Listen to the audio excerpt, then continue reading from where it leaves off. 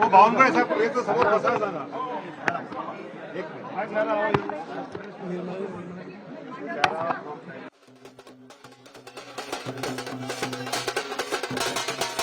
तर उद्या संध्याकाळी 5:30 वाजता देवेंद्र फडणवीस हे मुख्यमंत्री पदाची शपथ घेणार आहेत. आज आपण बघतोय कोर कमिटीची बैठक झाली, गटनेता निवड झाला आणि देवेंद्र फडणवीस यांचं नाव इथं जाहीर झालेलं आहे.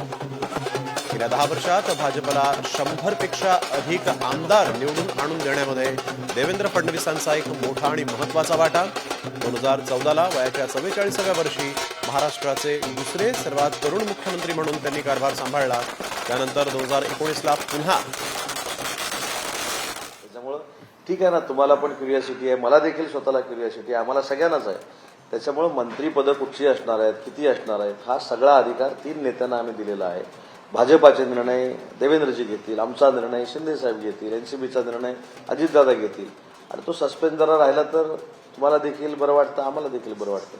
उद्याची पुन्हा एकदा स्पष्टता हवी आहे की एकनाथ शिंदे हेच शिवसेनेचे उपमुख्यमंत्री पदाचे दावेदार असतील आणि उद्या मुख्यमंत्र्यांबरोबर तेही शपथ घेतील उपमुख्यमंत्री म्हणून. नाही, हा आग्रहच आहे ना आमचा. एक पहिली गोष्ट लक्षात घ्या की शेवटी आज ते मुख्य नेता म्हणून काम करतायत, आम्ही सगळे त्यांच्या नेतृत्वाखाली काम करतोय.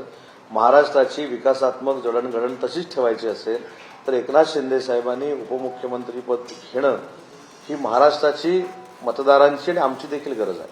त्याच्यामुळे शिंदेसाहेब ते ऐकतील याची आम्हाला पूर्ण खात्री आहे. आणि उद्या एकनाथ शिंदे साहेबच शपथ घेतील ही देखील खात्री आहे.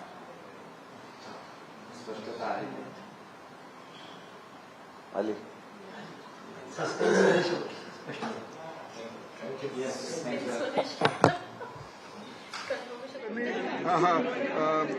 भारतीय जनता पार्टीमध्ये घेण्यामध्ये त्याची मोठी भूमिका राहिलेली आहे मला जबाबदारी देण्यामध्ये. त्याच्यामुळे मी त्याचं विशेष अभिनंदन करतो.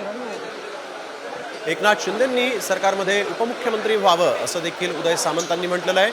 आणि आपण बघतोय की एक सगळ्यात महत्त्वाची राजकीय बातमी, देवेंद्र फडणवीस आता 3ऱ्यांदा महाराष्ट्राचे मुख्यमंत्री म्हणून शपथ घेणार आहेत.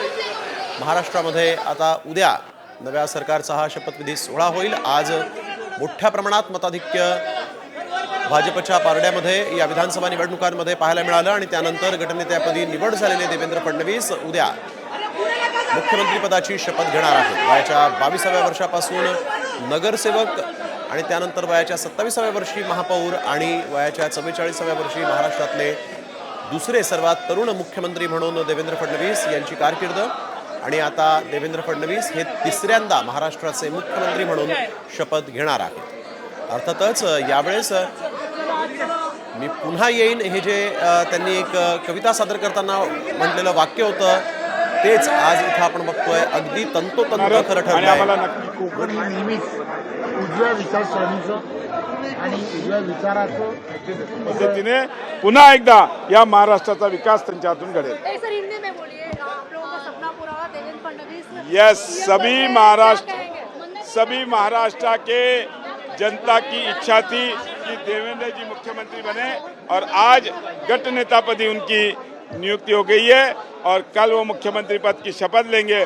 और हमें पक्का भरोसा है कि जैसे 14 से 19 में उन्होंने इस महाराष्ट्र का विकास किया है उसी तरीके से ये अगले 5 साल में महाराष्ट्र में बहुत यशस्वी सरकार वो चलाएंगे और महाराष्ट्र को अलग प्रगति की प्राप्ति